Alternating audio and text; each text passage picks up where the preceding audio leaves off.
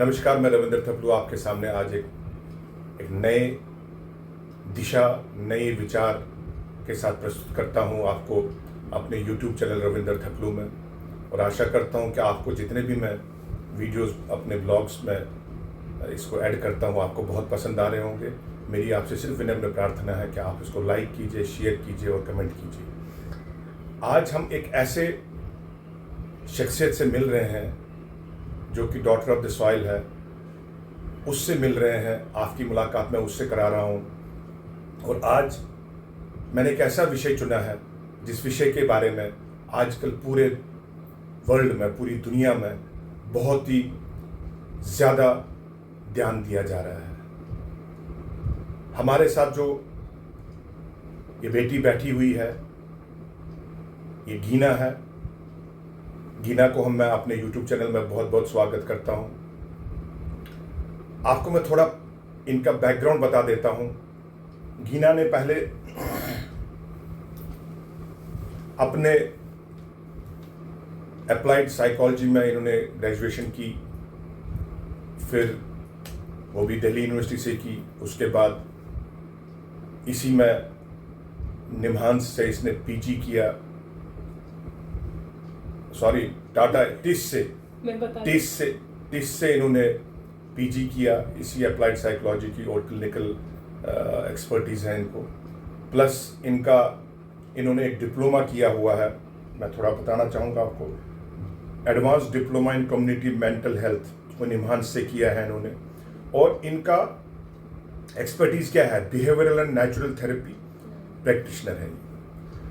मैं आज इनसे एक सवाल, आज हम इनसे कुछ ये साइकोलॉजी के बारे में। ये साइकोलॉजी, गीना जी आप क्या मुझे बता सकते हैं ये साइकोलॉजी है क्या?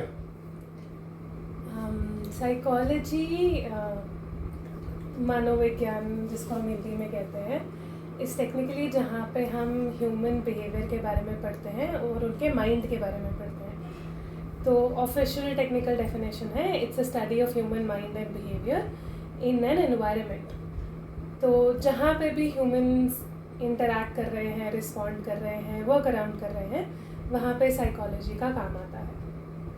अच्छा, आप मुझे एक बार बताइए, जब भी हम कभी किसी से बात करते हैं, साइकोलॉजी और साइकेट्री में क्या, या दोनों एक चीज़ है या अंतर है इसमें? साइकोलॉजी और साइकियाट्री में बहुत मेजर अंतर ये है कि साइकियाट्री के लिए आपको MBBS करके साइकियाट्री डोमेन में जाना होता है, एंड साइकियाट्री का major medical model of treatment है, जिसका मतलब वो प्रिस्क्रिप्शन मेडिसिन्स वहाँ से ट्रीटमेंट करते हैं। सो अगर आपको कोई भी मेंटल हेल्थ इशू है, जब भी आप एक साइकियाट्रिस्ट के पास जाओगे, उनका मेन रोल होगा आपको मेडिसिन प्रिस्क्राइब करना और वहाँ से ट्रीटमेंट शुरू करना। कुछ साइकियाट्रिस्ट अब they tend to learn some aspects of counselling या साइकोलॉजी के सम एस्पेक्ट, जैसे वो EMDR थेरेपी सीख लेंगे या वो ट्रॉमा इन्फॉर्म्ड अप्रोच ले लेंगे, बट स्टिल उनका मेजर काम is about giving medicines and medicinal approach to mental health issues.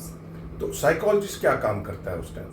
Psychologist का डिग्री थोड़ा डिफरेंट होता है, बिकॉज हम बैचलर्स और मास्टर्स यहाँ MPhil करके आते हैं।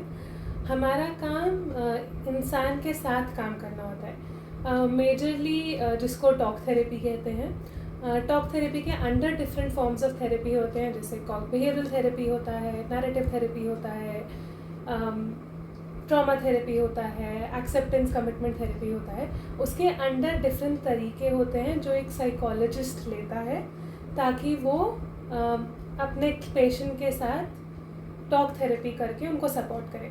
मेजरली साइकोलॉजिस्ट का एक कोलैबोरेटिव प्रोसेस होता है विद देयर क्लाइंट्स, जिसके साथ जो भी प्रॉब्लम है, जो भी वो प्रॉब्लम फेस कर रहे हैं, उसको वो साथ मिलके सॉल्व करने का कोशिश करें। ऐसा ज़रूरी नहीं हमेशा सॉल्व होगा, but it gives them a space to explore that area. Gina ji, एक बड़ा आश्चर्यजनक मेरे पास एक सोच आ रही है।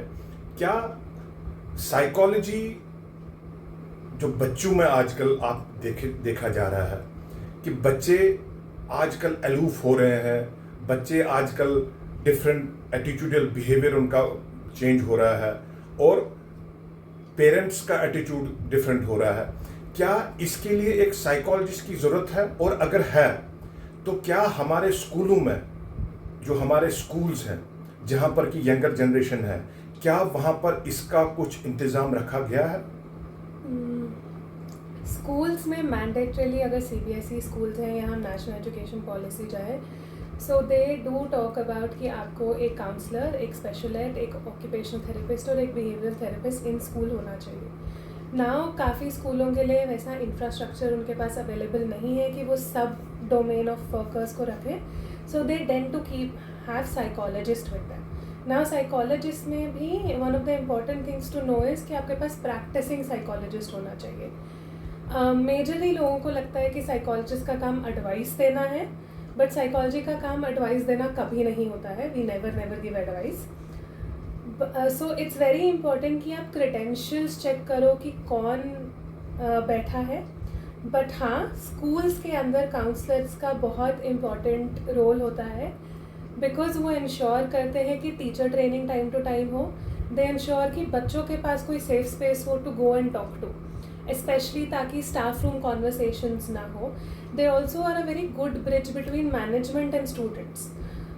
जब भी कोई ऑफेंस होता है या चाइल्ड सस्पेंड हो जाता है, they also work towards reintegration of that child in the school system. So counsellors का बहुत इम्पॉर्टेंट रोल रहता है इन सपोर्टिंग और creating mental health infrastructure within the school systems. ये जो आजकल के जो ड्रग एडिक्ट्स हैं, या स्कूलों में या कॉलेजेस में यंगर जनरेशन ड्रग्स की तरफ जाती है, साइकोलॉजिस्ट का क्या रोल रहता है उसमें? Awareness, information giving and understanding कि एडिक्शन का रोल क्या है। Addiction even though is promoted कि एक इंडिविजुअल डिसऑर्डर है, ये हमेशा से कम्युनिटी डिसऑर्डर ही रहा है। तो अगर हमारे कम्युनिटी में अंडरस्टैंडिंग टुवर्ड्स एडिक्शन प्रॉपर नहीं है, सपोर्ट सिस्टम प्रॉपर नहीं है, it does create a problem. But usually with children, specially adolescents, उनके साथ नेचुरली डेवलपमेंटली वो उस एज में होते हैं जहाँ पे रिस्क टेकिंग बिहेवियर बहुत ज़्यादा होता है, या वो एक्सप्लोरेटरी बिहेवियर में होते हैं। ये उनका डेवलपमेंटल एज है जिसमें उनको एक्सप्लोर करना ही होता है। सदियों से बच्चे ऐसा करते आ रहे हैं। अब अंतर ये रहता है कि अब हमारे पास affordability and accessibility to exploration बहुत ज़्यादा है। सो अगर आप अपने बचपन के बारे में सोचो तो आपको मेजरली अल्कोहल भी प्रोक्योर करना बहुत मुश्किल होगा। बट अभी अगर मेरे को हेम्प, गांजा, कोकेन एक्वायर करना है, इट्स नॉट दैट हार्ड। मैं 4 कॉन्टैक्ट्स लगा के maybe at a price we can get it. I have seen it being sold as less as 20 rupees. तो अफोर्डेबिलिटी और एक्सेसिबिलिटी बढ़ गया है, जिस वजह से बच्चों के पास एक्सप्लोरेशन करने का मोर चांसेस है। One of the best things you can do is have conversations with children as early as when they are in 5th and 6th grade। अगर आप बच्चों के साथ मूवीज़ देख रहे हो और मूवीज़ में अल्कोहल कंज्यूम हो रहा है, उनको ये बताने से ज़्यादा कि ये चीज़ गलत है या ख़राब है, ये बताना कि उसका इस्तेमाल कब से लीगल है कैन बी ऑल्सो हेल्पफुल। अगर वो पकड़े गए तो क्या होगा? अगर वो किसी ऐसी सिचुएशन में है जहाँ पे उनको फोर्स किया जा रहा है या जहाँ पे उनको लग रहा है कि बहुत ज़्यादा पीयर प्रेशर है, तो वो आपके साथ कोलैबोरेट करके उस सिचुएशन से कैसे निकल सकते हैं। सो अल्कोहल को जितना मॉरलिस्टिकली नेगेटिवली या ड्रग्स को जितना मॉरलिस्टिकली गलत बताओगे, टीनेजर्स ऑलरेडी रिबेल स्टेट में होते हैं तो वो रिबेल करेंगे। It's very important to highlight to them कि वो इंडिविजुअल आपको मैनिपुलेट कर रहा है टू टेक दिस बिकॉज उसका इम्पोर्टेंस ज़्यादा है। Also to create such good environment कि अल्कोहल का या किसी भी ड्रग का use doesn't satisfy their need. अगर मेरे रिवॉर्ड चैनल्स को सेटिस्फाई हो रहा है, पॉजिटिव एक्सपीरियंसेस मिल रहे हैं जब मैं अल्कोहल या ड्रग का इस्तेमाल कर रहा हूँ, तो वो बार बार उसको लेगा।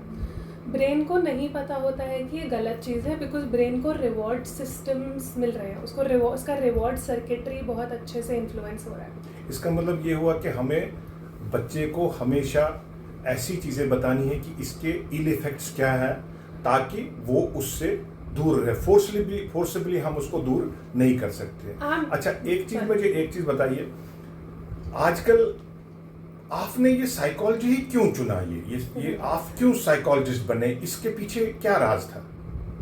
साइकोलॉजिस्ट का एक बहुत अच्छा पेपर है विच डिस्क्राइब्स कि हम साइकोलॉजिस्ट क्यों बनते हैं. दो प्रकार के लोग टेक्निकली बनते हैं. एक जिनको हम वुंडेड हीलर्स कहते हैं, जिनके खुद के जीवन में बहुत कुछ हुआ होता है, they tend to choose this field. दूसरे जो जेन्युइनली क्यूरियस होते हैं अबाउट ह्यूमन बिहेवियर और nature.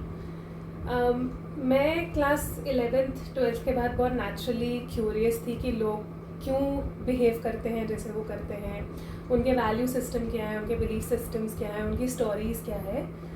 And because I started looking कि कौन सा फील्ड मेरे को more closely to people stories के पास लेके जा सकता है, आई रियलाइज साइकोलॉजी वो कोर्स है. तो आप क्या एडवाइस करेंगे आजकल के बच्चों को? क्या ये इंजीनियरिंग या दूसरे भी मल्टीनेशनल कंपनीज में अच्छे जाने से क्या डिफरेंट एस्पेक्ट्स ऑफ एजुकेशन की तरफ जाना चाहिए? आई थिंक अगर आपके पास फाइनेंशियल सिक्योरिटी और ऑप्शन है, you should explore something which gives you, I won't say Joy, but which makes you stay with the subject. The story that I से इसके रिलेटेड इज, जब मैं छोटी थी तो मैंने एक फिजिसिस्ट को बोलते हुए सुना था कि जब वो फिज़िक्स की बुक्स को देखता है, butterflies go in his stomach. तो उस टाइम पे मुझे बहुत वेयर्ड लगा था, but when I reach 11th and 12th मुझे रियलाइज़ हुआ मुझे कोई ऐसा सब्जेक्ट चाहिए जिसके साथ अगर मैं रोज़ इंटरेक्ट कर रही हूँ तो for me it's like butterfly in my stomach. So it should be my first love. तभी मैं उसके साथ बहुत देर तक रह पाऊँगी. दैट मीन्स कि आपका एडवाइस रहेगा यंगर जनरेशन के लिए कि जो भी टॉपिक, जो भी उनको अच्छा सब्जेक्ट लगता है, जिससे कि वो दिल से प्यार करते हो, उसी सब्जेक्ट के साथ जाना चाहिए और अपना कैरियर बनाना चाहिए. जाते जाते मैं आपसे एक महत्वपूर्ण सवाल ये भी पूछना चाहता हूँ कि इस टाइम आप क्या मैसेज देना चाहेंगे as a psychologist to the youth of this world? Don't run to grow up. There is a lot of time for you to grow up. There's a lot of time for you to explore or run. I know world बहुत ज़्यादा बोल रहा है कि बड़े हो जाओ, जल्दी बड़े हो जाओ, जल्दी बड़े हो जाओ. It's not important for you to retire at 30. It's important for you to have good experiences, good family structure, good social structure around you. So even if you have one friend, one good friend, hold on to them, build experiences with them, build life around with them. That's what's long run में very important. इस time हम बात कर रहे थे एक psychologist, counsellor और जिनका नाम गीना थपलू है, और वो इस टाइम मेरे साथ कुछ वार्तालाप, कुछ डिस्कशन हो रहे थे कि साइकोलॉजिस्ट क्या है. मुझे उम्मीद है आपको ये छोटा सा विषय बहुत पसंद आया होगा. आगे भी हम इस विषय पर और बातें करेंगे गीना जी से, और तब तक मैं आप सब से यही प्रार्थना करूंगा कि इस टॉपिक पर, ये जो साइकोलॉजी का टॉपिक है, जो आजकल की लाइफ में बहुत ज़रूरी है, क्योंकि डॉक्टर्स भी यही कहते हैं कि doctors can only heal, but अगर उसको दिल से, दिमाग से ठीक करना है तो साइकोलॉजिस्ट ही ठीक कर सकता है, बिकॉज वही उसका काउंसलर बन सकता है. और मैंने देखा है आजकल के ज़माने में डॉक्टर्स एडवाइस खुद करते हैं कि नहीं जी आप साइकोलॉजिस्ट को पास जाइए, नॉट साइकेट्रिस्ट, साइकोलॉजिस्ट के पास जाइए. और कभी भी हिचकिए नहीं साइकोलॉजिस्ट के पास अपनी प्रॉब्लम बताने के लिए, क्योंकि साइकोलॉजिस्ट ही है एक जो आपको अपनी, जिससे कि आप अपनी मन की बात पूरे दिल और दिमाग से शेयर कर सकते हैं. और साइकोलॉजिस्ट से मैंने ये भी पूछा है, मैंने बहुत रिसर्च किया है इस पर, वो भी बाउंड होते हैं कि वो आपकी बातें किसी को नहीं सुनाते. हाँ, प्रोवाइडेड इज़ वेरी इंपॉर्टेंट कि वो आपकी लाइफ के बारे में हो तो वो किसी के साथ शेयर करेंगे कि भाई इसमें हमें कैसे इसको इस दौर से बाहर निकालना है. मैं दोबारा गीना थपलू जी का बहुत बहुत धन्यवाद करता हूँ. आशा करता हूँ कि ये आपको पसंद आया होगा. लेकिन जाते जाते एक ज़रूर बात कहूँगा, मेरी इस यूट्यूब चैनल रविंदर थपलू को लाइक कीजिएगा, शेयर कीजिएगा और सब्सक्राइब कीजिए. टिल देन, नमस्ते. नमस्ते गीना जी.